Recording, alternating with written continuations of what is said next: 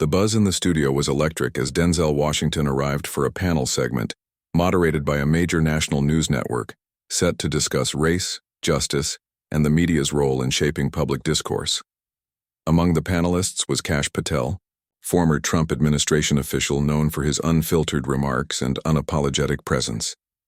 Denzel, calm and grounded as always, took his seat with the kind of quiet confidence that comes from decades of presence, performance, and principle. The show's producers had pitched the discussion as a meeting of opposites, Washington's measured humanity versus Patel's brash certainty. But no one could predict how wildly things would spiral.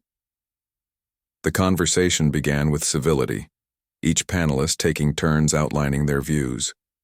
Patel leaned into his typical script, deflecting systemic concerns with individual anecdotes, undermining entire communities' experiences by citing selective data. Denzel listened, eyes steady but face unreadable. When his turn came, he spoke about accountability, about how fame doesn't shield a black man from profiling, about how change must begin with honest acknowledgement of suffering, not defensiveness. The room grew quieter as he spoke, the weight of his words making everyone lean in. But just as the segment moved toward questions from the audience, Patel interrupted, clearly irritated, saying, "You act like you're some kind of prophet. You should be thanking this country, not lecturing it. If you don't like it here, maybe go back to the zoo." The silence was immediate and all-consuming. A producer gasped. A cameraman audibly muttered, "Jesus." The audience froze, as if waiting for a thunderclap. Denzel sat perfectly still for several beats, blinking once. His expression didn't shift, not even a flinch. And then, in a tone lower than a whisper but twice as powerful, he said, "You know, Kash, you don't insult me by saying that. You insult every ancestor who built this nation with their hands in chains. You insult the uniform I wore to serve this country when you were still learning to read cue cards. And most of all, you insult yourself because you think hate is strength. But it's not. Hate is fear, pretending to be brave." The crowd didn't clap. They didn't need to. The silence became applause of a different kind, one born from stunned respect. Patel shifted in his seat, clearly trying to recover, mumbling something about being taken out of context, but no one was listening. The moderators didn't step in. Denzel turned slightly, looked into the camera, and added, "And just to be clear, no matter what zoo you imagined in that moment, the cages in your mind are the ones I walked out of a long time ago." That single sentence, captured and clipped by viewers within seconds, lit up the internet like lightning striking dry earth. By the time the panel ended, the damage was irreversible.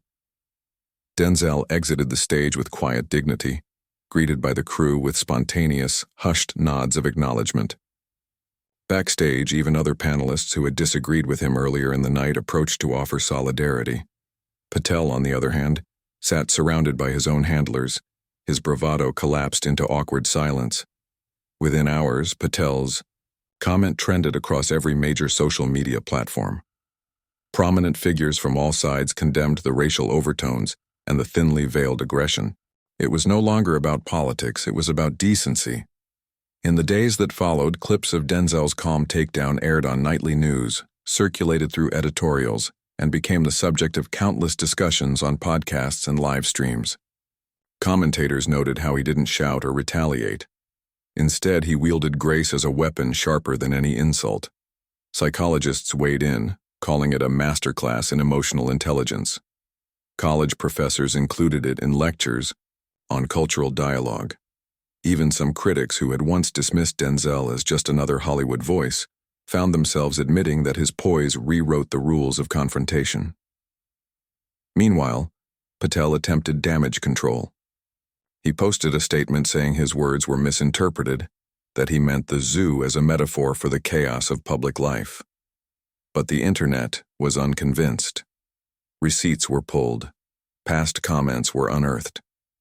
And while some loyal followers doubled down in defense, many of Patel's usual backers distanced themselves from the moment. Sponsors of the network demanded an apology. The network itself issued a formal statement acknowledging the incident and promising a review of on-air standards.